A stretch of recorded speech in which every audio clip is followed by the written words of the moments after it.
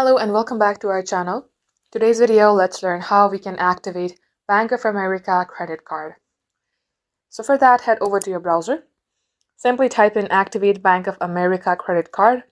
Then you will see Bank of America Welcome to Card Activation. Go ahead and click onto that link.